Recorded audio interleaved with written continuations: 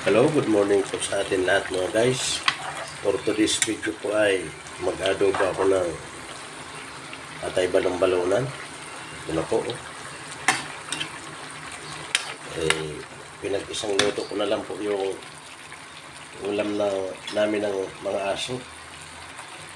Para isang lutoan na lang.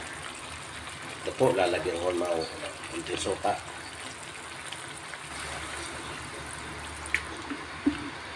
Ayan po mga guys. Mamaya naman po yung toyo pag nagkulo na yung suka. Lalagyan ko na po ng toyo.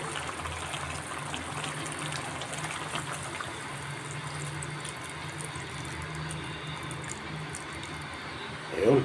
Lalagyan na po. Ito na po mga guys. Luto na po yung ating adobong atay balong-balunan. Sarap sana ito pampulutan. Kaya lang ulam na tanghalian. Kasama na yung mga aso. Ulam din nila. Okay po mga guys. Thank you for watching.